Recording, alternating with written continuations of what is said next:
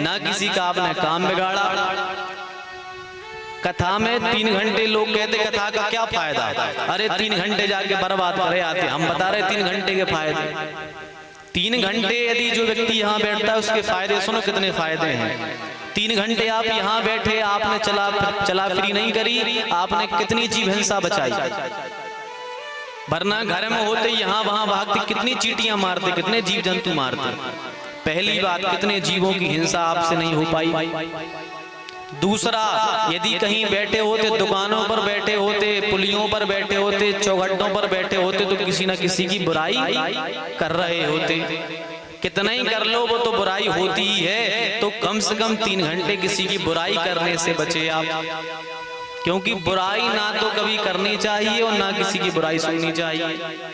और ये पाप भी ना तो करना चाहिए और पाप को कभी सुनना भी नहीं चाहिए, क्योंकि जितना करने वाले को पाप लगता है उतना ही पाप सुनाने वाले को भी लगता है, और फिर उतना ही पाप सुनने वाले को लगता है। इसलिए कभी किसी का पाप अपने मुख से बखान नहीं करना चाहिए, पर हमेशा प्रयास किया करो कि किसी ने यदि कुछ गलत कर दिया, कुछ पाप का काम किया है, अपने मुख से उसके पाप का बखान ना करें, क्योंकि आपका मुख अपवित्र हो जाता है और आपको भी दोष सुनाने का, पाप सुनाने का पाप लगता है, और जो सुन रहा है उसको भी पाप लगता है, क्योंकि उसने पाप की कथा को सुना है। तो आपने कितना फायदा कर लिया, आपने किसी की बुराई नहीं करी, किसी की बुराई नहीं सुनी, तो आप उससे बच गए। और यहाँ बैठे कहीं बैठे होते लड़ाई झगड़ा हो जाता किसी से, फिर घर में ही होते तो सास बहू की लड़ाई हो रही होती है, बेटे बाप की लड़ाई हो रही होती, लेकिन 3 घंटे यहाँ बैठे तो उस लड़ाई से ही बच गए। और यदि घर पे होते, किसी का फोन आया, किसी से बातचीत कर रहे थे, झूठ बोलते। हर बात में व्यक्ति झूठ तो बोलता ही है, कुछ ना कुछ तो झूठ निकल ही जाता है। तो 3 घंटे यहाँ मौन बैठे तो आप झूठ से भी बच गए, झूठ नहीं बोला आपने। अनेकों फायदे हैं, और घर में मन अशांत रहता है, लेकिन कथा वार्ताओं में बैठ जाओ तो मन परम शांत हो जाता है, बड़ी शांति मिलती है मन को। क्यों? क्योंकि शांति भगवान के चरणों में ही मिलती है। संसार में शांति नहीं है। शांति यदि चाहिए है तो शांति केवल और केवल भगवान के चरणों में ही मिलेगी, कथाओं में ही शांति मिलेगी। तो यहाँ बैठने वाले को अनेकों फायदे हैं, इतने तो हमने गिना दिए, और भी फायदे हैं। अब ये फायदे तो हमने गिनाए आपको बचने के लिए, लेकिन ये भी फायदे कि आप कथा सुनोगे तो ना जाने कौन सी बात आपके हृदय में उतर जाए और आपको भगवान से प्रेम हो जाए।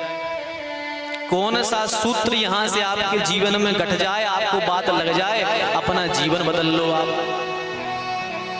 एक सत्संग के एक वचन से, केवल एक बात से लोगों के जीवन बदल जाते हैं।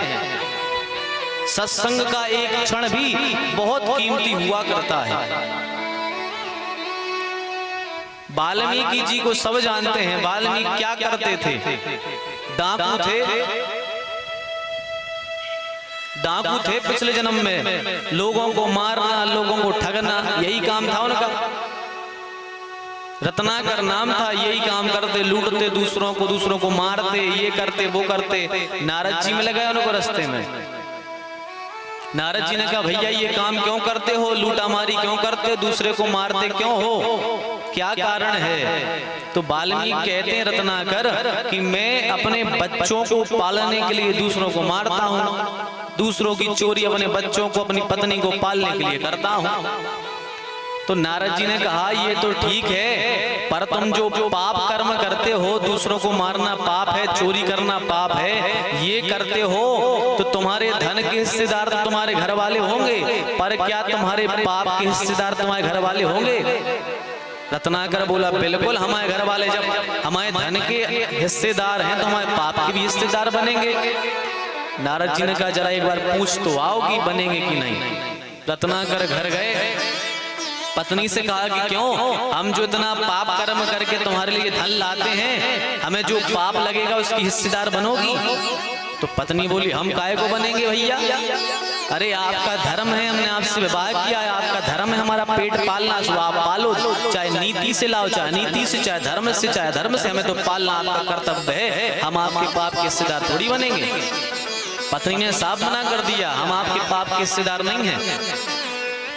रत्नाकर ने अपने बेटों से पूछा, क्यों तुम हमारे पाप के हिस्सेदार बनोगे? तो बच्चे बोले, पिताजी हम आपके बालक हैं, पिता का पहला धर्म है कि अपने बच्चों को पालना, उनको अच्छी शिक्षा देना। अब चाहे आप धर्म से पैसा लाओ, चाहे धर्म से, हमें क्या मतलब, आपका धर्म है हमें तो पालना। हम आपके यहाँ जन्म लिए हैं तो पालो हमें, हम आपके हिस्सेदार नहीं बनेंगे पाप के। रत्नाकर को वह बात लग गई, लौट करके आया, नारद जी के सामने चरणों में गिर पड़ा, बोले सरकार हम तो इस संसार के भ्रम में भूले हुए थे कि अरे जैसे हमारे धन के हिस्सेदार हमारे परिवार के हैं, ऐसे हमारे पाप के हिस्सेदार भी बनेंगे। आपने तो आंखें खोल दी। और नारद जी ने कहा कि रत्नाकर अब जो है तुम राम राम जपो, इससे ही तुम्हारा परम कल्याण होने वाला है। तो सत्संग की एक बात रत्नाकर को लग गई, तो केवल एक बात अपने जीवन में अपना लेने से क्या हुआ, उल्टा नाम जपत जग जाना और वाल्मीकि भय ब्रह्म समाना। एक बात सत्संग की लग गई और अब रत्नाकर वाल्मीकि ब्रह्म के समान हो गए और संसार में जगत पूज्य हो गए। ये सत्संग का प्रभाव है। केवल एक क्षण सत्संग किया रत्नाकर ने, एक क्षण सत्संग का मिल गया, जीवन बदल गया। इसलिए सत्संग तो परम लाभदायक है ही।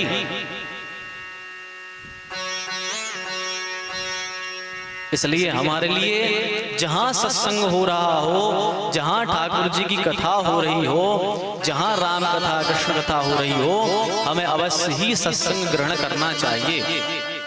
और केवल कथाओं को ही सत्संग नहीं कहते। अरे चार लोग यदि किसी के चबूतरे पर भी बैठे हैं और वहां बैठ करके यदि भगवान की चर्चा कर रहे हैं तो वो भी सत्संग ही है। सत्संग का अर्थ है सत्पुरुषों का संग ही सत्संग है, अच्छे लोगों का संग ही सत्संग है। आप सत्संग कहीं पर भी कर सकते हो, तो बड़े लाभ हैं कथा श्रवण के, सत्संग के।